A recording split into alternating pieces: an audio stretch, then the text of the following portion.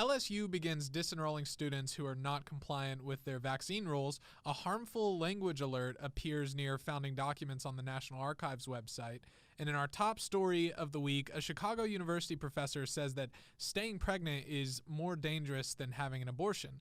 Plus, in a little bit of a twist to our woke tweet of the week, we'll turn our attention to a tweet calling out a high school teacher who published a blog in which she referred to her conservative students as, quote, MAGA who are dangerous and can actually hurt me just by breathing.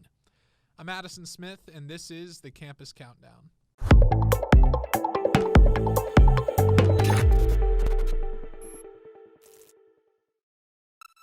In our number 3 story of the week, LSU has began unenrolling students who failed to comply with the COVID-19 vaccine regulations.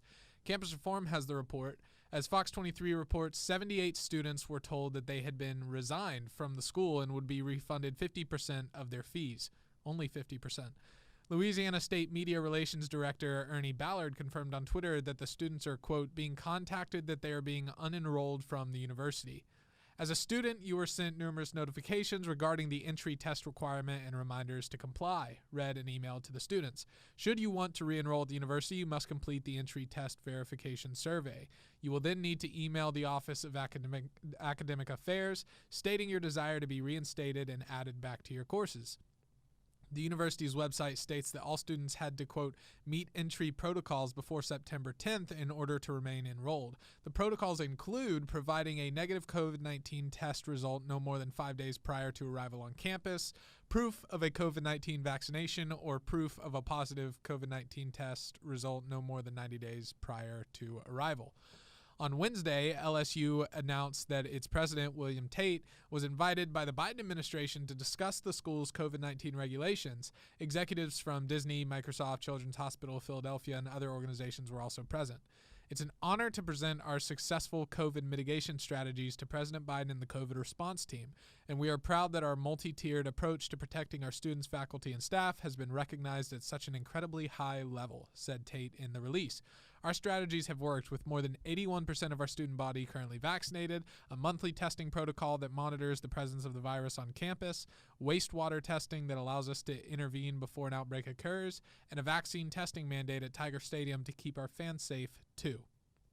So this is just insane. There's really no other way to put it. Kicking students out of school because they haven't gotten the COVID vaccine is a bridge too far, but that is where we're headed. In our number 2 story of the week, the National Archives added a harmful language alert to digital copies of the Declaration of Independence, the Constitution, and many other important documents from American history. Campus Reform has the report. The National Archives added a harmful language alert to digital copies of American founding documents. At the top of the webpage for the Declaration of Independence, Constitution, and Bill of Rights, users are referred to a National Archives and Records Administration statement, which explains that the agency's online catalog contains, quote, some content that may be harmful or difficult to view. Their records span the history of the United States, and it is our charge to preserve and make available these historical records, the statement reads. As a result, some of the materials presented here may reflect outdated, biased, offensive, and possibly violent views and opinions.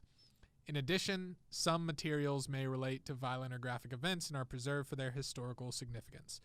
Some items may feature racist, sexist, ableist, misogynistic, misogynoir, I don't know, I'm not French, and xenophobic opinions and attitudes, may be, quote, discriminatory towards or exclude diverse views on sexuality, gender, religion, and more, may include graphic content of historical events such as violent death, medical procedures, crime, wars, terrorist acts, natural disasters, and more, or may demonstrate bias and exclusion in institutional collecting and digitalization practices. Okay. Web pages for other documents and recordings, such as the Magna Carta, Gettysburg Address, and Civil Rights Act of 1964, also featured the alert. The National Archives told Campus Reform that the alert did not apply to any specific records. However, they said that our records span the history of the United States, and it is our charge to preserve and make these historical records. Well, I gotta say, I think this is actually a pretty fantastic thing, and I support it 100%. These documents, keep in mind, they say some pretty dangerous and triggering things. Things like, we hold these truths to be self-evident, that all men are created equal.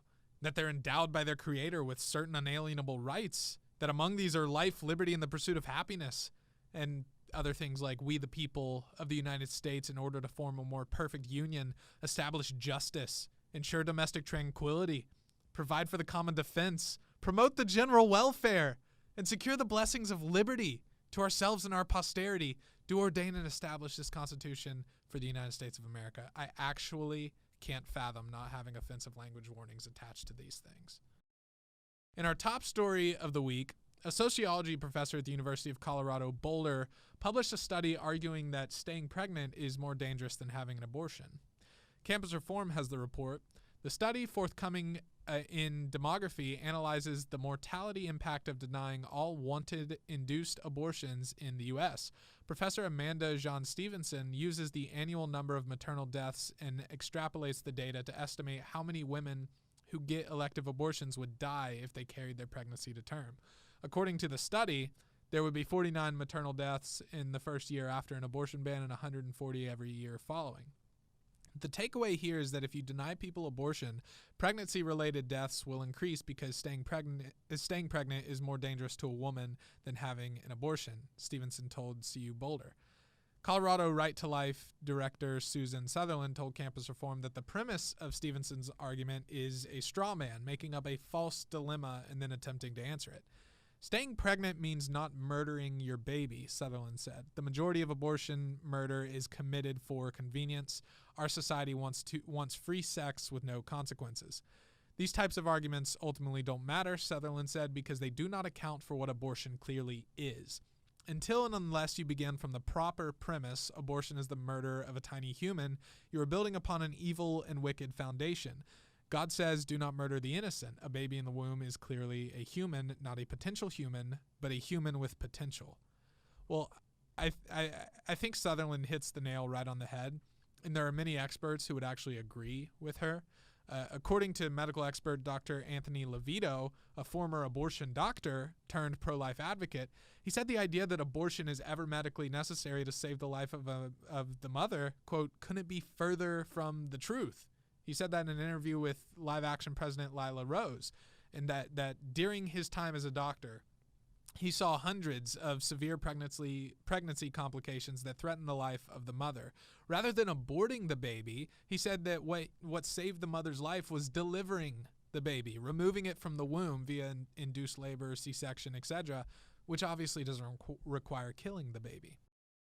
In our woke tweet of the week, we turn our attention to an actually very based tweet calling for a woke teacher, Jessica Lexicus, to quit.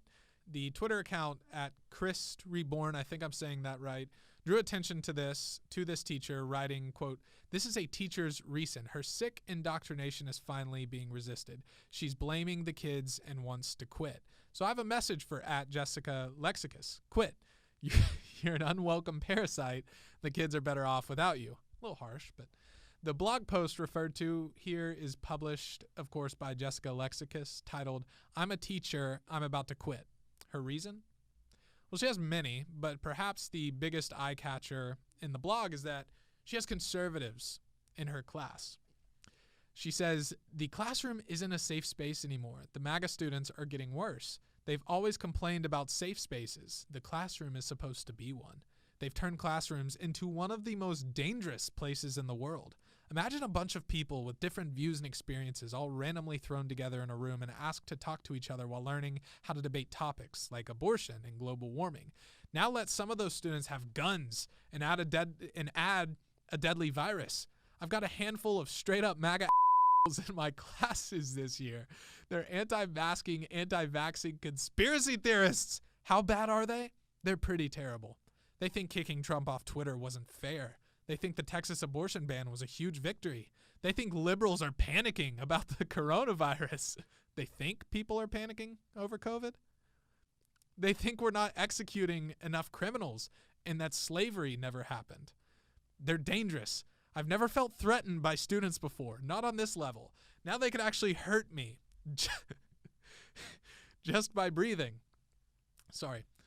First of all, when she says things like slavery never happened, what is more likely is that her students don't subscribe to the politicized 1619 Project version of history that positions slavery as the founding principle of the United States. But that small detail aside, this is hilarious. I can only imagine her walking into class trembling in fear, quaking in her shoes, fearing for her life because a couple of 16-year-old students are pro-life, pro-gun, pro-free speech, don't really like that Americans are being forced to get vaccinated and wear masks. I also find it beautifully ironic that she says they think liberals are panicking about coronavirus, and then 5 seconds later, she says that these students pose a threat to her just by breathing. You really can't make this stuff up. She says that these students have made classrooms one of the most dangerous places in the world. Really? Really? Has she heard of Afghanistan or Saudi Arabia? Or what about places like in our own country? Chicago, Baltimore, San Francisco, maybe? That will conclude this week's episode of the Campus Countdown. Thank you for watching. If you're watching this on YouTube, hit the subscribe button right now. You have 3 seconds to do it or your phone's going to explode. If you're not following us on social media, make sure you do that at Campus Reform, Facebook, Twitter, Instagram. Same principle applies. I'll give you 10 seconds to do that before your phone explodes. Thanks again, and we'll see you next week.